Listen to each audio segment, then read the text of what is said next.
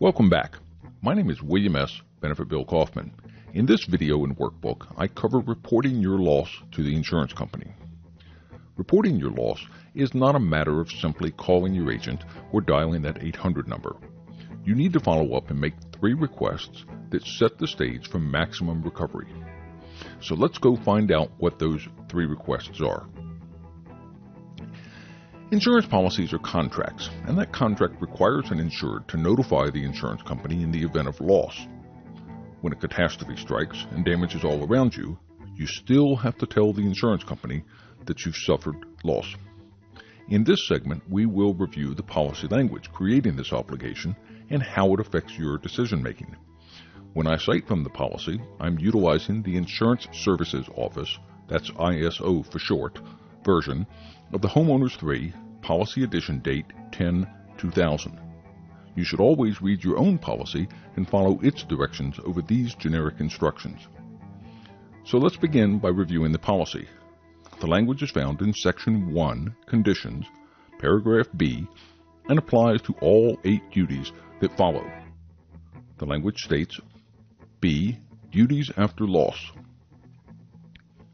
In case of loss to covered property, we have no duty to provide coverage under this policy if the failure to comply with the following duties is prejudicial to us.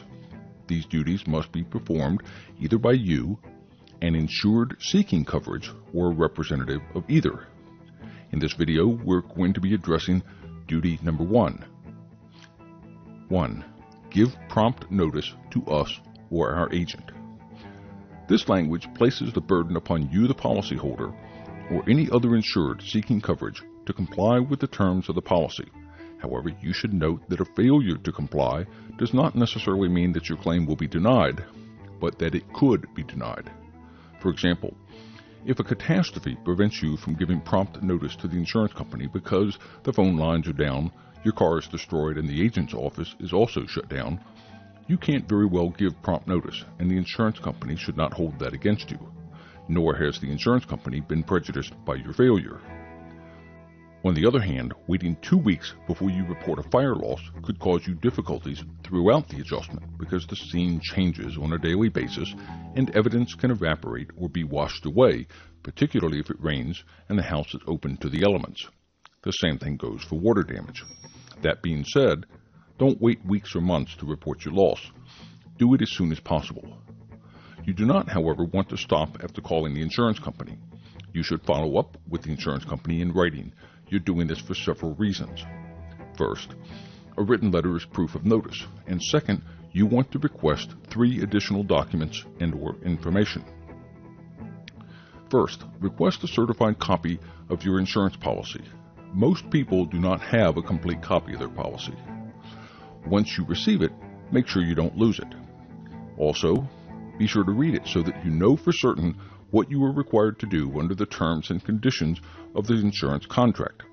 If you need to highlight any part of the policy, make a copy and highlight the copy. If during the inspection, your adjuster advises you that all or a portion of your loss may not be covered, ask them to show you where in the policy it supports their position. They should be able to show you. If they can't, you should proceed cautiously with that adjuster, as they may be confusing the coverage that you have with another type of coverage. If the insurance company sends you a denial letter, refer to your certified copy to ensure that they have accurately stated what the contract says. If for whatever reason you do not understand the insurance policy, you should consult with an attorney and have them explain the policy to you.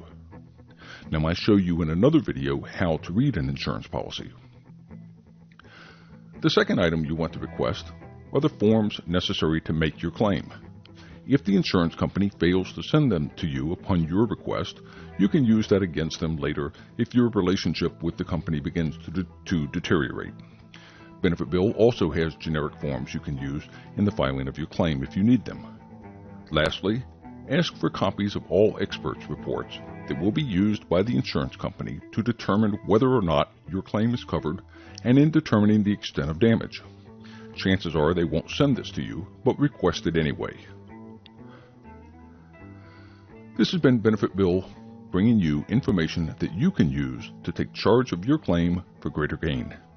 Have a great day.